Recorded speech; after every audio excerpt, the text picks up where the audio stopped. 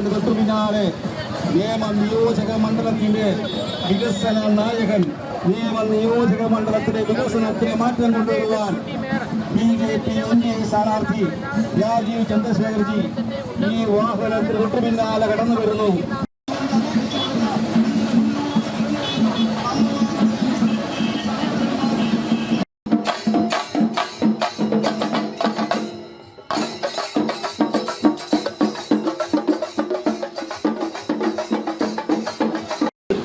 മണ്ഡലത്തിന്റെ ആപാരവൃത്ത ജനങ്ങളുടെയും പ്രതീക്ഷയായ രാജീവ് ചന്ദ്രശേഖർ ഇതായി വാഹനത്തിന്റെ തൊട്ടു പിന്നാലെ കടന്നു വരുന്നു.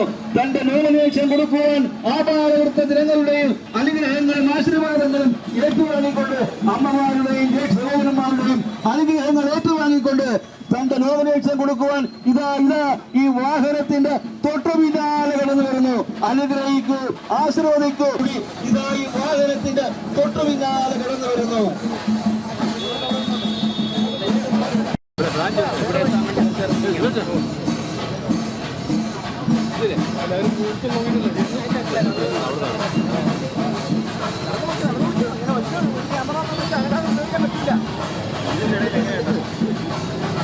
പോയി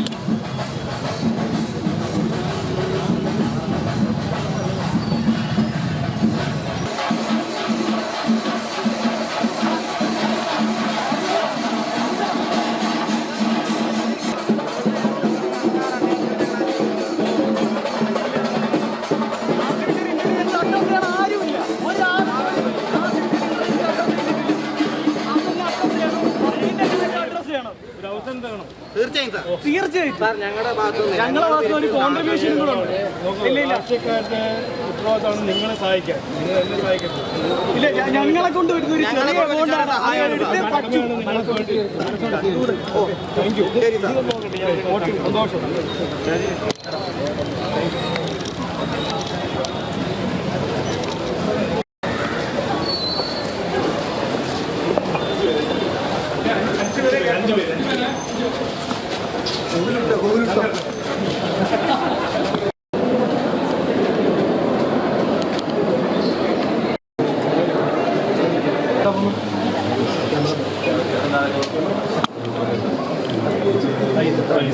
നാല് ജില്ലൂടി 5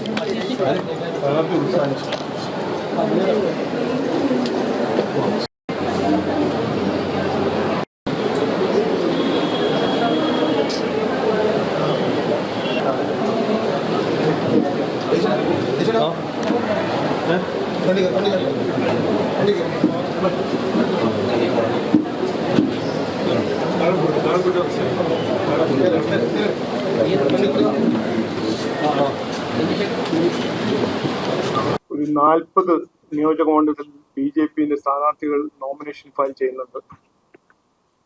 അവരൊപ്പം നോമിനേഷൻ ഫയൽ ചെയ്യാൻ പുറത്തുനിന്ന് ഒരു പിന്തുണയായിട്ട് വന്നിരിക്കുന്നത് രാജസ്ഥാനിന്റെ ചീഫ് മിനിസ്റ്റർ, അദ്ദേഹം ഭജൻലാൽ ശർമ്മയാണ്. അദ്ദേഹം നേമം, വട്ടിയൂർക്കാവ്, കഴക്കൂട്ടം, കാട്ടാക്കട മണ്ഡലത്തിന്റെ നോമിനേഷൻ ടീമിന്റെ ഭാഗം ആയിട്ട്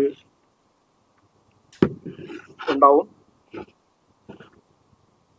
ശ്രീ ഭൂപേന്ദർ പട്ടേൽ, ഗുജറാത്തിന്റെ മുഖ്യമന്ത്രി, മണലൂർ, നാട്ടിക, തൃശൂർ, പാലക്കാട് എന്നിവ മണ്ഡലത്തിൽ അദ്ദേഹം നോമിനേഷന്റെ ഭാഗമാവും. Shri Premchand Bairwa, deputy chief minister, Rajasthan, Elathur, Balussery മണ്ഡലങ്ങൾ നോമിനേഷൻ ടീമിന്റെ ഒപ്പമുണ്ടാവും. പിന്നെ നമ്മുടെ ബഹുമാനനായ law minister Arjun Ram Meghwal, union minister, കാഞ്ഞിരപ്പള്ളിയും പൂഞ്ഞാർ കോൺസ്റ്റിറ്റ്യുവൻസിയിൽ നോമിനേഷൻ പരിപാടിയിൽ പങ്കെടുക്കും. ഇന്ന് ഞാനും എൻ്റെ നോമിനേഷൻ ഫയൽ ചെയ്യാൻ 12 മണിക്ക് നിയമത്തിൽ തിരുവനന്തപുരത്തിന്റെ വികാസ് ഭവന്റെ പരിപാടിയിൽ പങ്കെടുക്കും. അപ്പൊ അതൊന്ന്. രണ്ടാമത്തെ കാര്യം ഞാൻ പറയാൻ ആഗ്രഹിക്കുന്നത്, LDF സർക്കാരിന്റെ കഴിഞ്ഞ 10 കൊല്ലം ആരോഗ്യ മേഖലയിൽ തകർന്നു കിടക്കുന്ന ഒരവസ്ഥ, സാഹചര്യം. അതിൻ്റെ ഒരു ഉദാഹരണം നമ്മളെല്ലാം കണ്ടിട്ടുണ്ട്. കോട്ടയം മെഡിക്കൽ കോളേജ് മറ്റേ എത്രയോ സ്ഥലത്ത് 10 കൊല്ലം LDF സർക്കാർ എന്ത് ചെയ്തു, അതിൻ്റെ എത്രയോ ഉദാഹരണങ്ങൾ ഞങ്ങൾ കണ്ടിട്ടുണ്ട്, നമ്മളെല്ലാവരും കണ്ടിട്ടുണ്ട്. പക്ഷെ തിരുവനന്തപുരം മെഡിക്കൽ കോളേജ് ആ ഫയറിന്റെ കവറപ്പിനെ കുറിച്ച് ഞാൻ 2 വാക്ക് പറയാൻ ആഗ്രഹിക്കുന്നു. ആ ഇൻസിഡന്റ് കഴിഞ്ഞ് ഒരു വലിയ PR എഫേർട്ട് നടത്തിയ LDF സർക്കാർ നുണ പറഞ്ഞു, ജനങ്ങളെ ശ്രദ്ധ തിരിക്കാൻ നുണ പറഞ്ഞു, ജനങ്ങളെ തെറ്റിദ്ധരിപ്പിക്കാൻ നുണ പറഞ്ഞു എന്ന് കൃത്യമായി ഇന്ന് പുറത്തു വരുന്നു. അവര് എല്ലാ പേഷ്യന്റും സേഫ് ആണെന്ന് ആണ് അവരുടെ PR മിഷനറി പുറത്തുവിട്ടത്. സത്യം എന്താണെന്ന് നമുക്ക് ഇപ്പോൾ അറിയാം. 5 പേഷ്യന്മാര് അവിടെ മരിച്ചു. അവരുടെ കുടുംബങ്ങൾ പറയുന്നത് ലൈഫ് സപ്പോർട്ട് സിസ്റ്റംസ് എല്ലാം ഡിസ്കണക്ട് ചെയ്തു റെസ്ക്യൂ ചെയ്യുന്ന സമയത്ത്. അതുകൊണ്ട് പേഷ്യൻസ് 5 പേര് മരിച്ചു. അപ്പോൾ ഈ LDF സർക്കാരിന്റെ വാഗ്ദാനമായിരുന്നു എല്ലാം ശരിയാവും.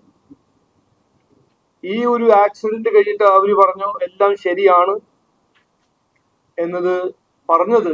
അതിന്റെ ഏറ്റവും പ്രധാനപ്പെട്ട കാരണം അതൊരു കവറപ്പ് ചെയ്യാനായിരുന്നു എന്ന് ഞാൻ പറയാൻ ആഗ്രഹിക്കുന്നു.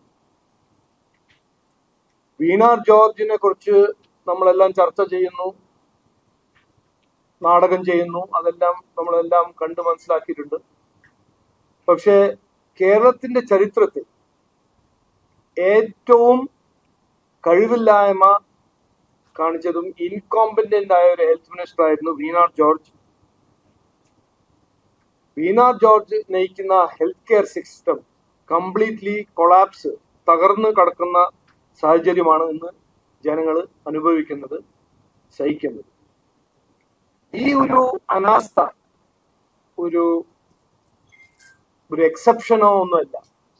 ഈ കുറ്റകര അനാസ്ഥ ഒരു ജനറൽ റൂളായിട്ടാണ് കഴിഞ്ഞ 10 കൊല്ലം ഇവിടെ ജനങ്ങൾ സഹിച്ചത്.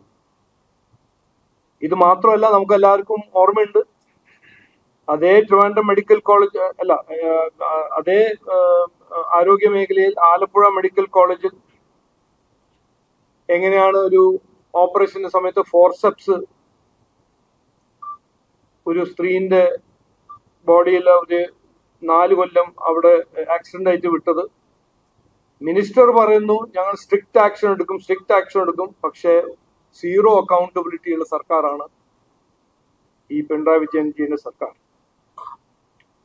അപ്പോൾ ഒരു ഉദാഹരണമായിട്ട് പറയാണ്, കഴിഞ്ഞ ദിവസം എത്ര ഉദാഹരണങ്ങൾ നിങ്ങൾ മുമ്പോട്ട് വെച്ചിട്ടുണ്ട്.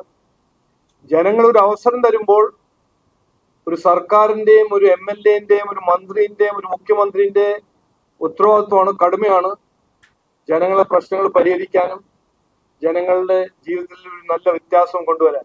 പക്ഷെ ഇവിടെ നടന്നത്, കഴിഞ്ഞ 10 കൊല്ലം നടന്നത് കംപ്ലീറ്റ് ഓപ്പോസിറ്റാണ്. 108 ഡിഗ്രി വിപരീതം ആണ് ഇവിടെ നടന്നിരിക്കുന്നത്. അതിന്റെ ഉദാഹരണമാണ് നമ്മളിപ്പോൾ തിരുവനന്തപുരം മെഡിക്കൽ കോളേജിന്റെ. പക്ഷെ ഇവര് ശബരിമല കൊള്ളയാണോ? ശബരിമല കൊള്ള നടക്കുമ്പോൾ അതൊരു വീഴ്ചയാണ്. തിരുവനന്തപുരം മെഡിക്കൽ കോളേജിൽ പേഷ്യന്റുമാര് മരിക്കുമ്പോൾ ആരും മരിക്കുന്നില്ല. കോട്ടയം മെഡിക്കൽ കോളേജ് തകർന്നു വീഴുമ്പോൾ അവിടെ ആരും പേഷ്യന്റ് ഒന്നുമില്ല എന്ന് ഒരു PR മാത്രം ചെയ്യുന്ന ഒരു സർക്കാരാണ് നമ്മൾ കഴിഞ്ഞ 10 കൊല്ലം ജനങ്ങൾ സഹിച്ചത്, ജനങ്ങൾ ഇരയായത്. അപ്പോൾ ഇത് മാത്രം പറയാൻ ആഗ്രഹിക്കുന്നു, വേറെ ഒന്നും പറയുന്നില്ല.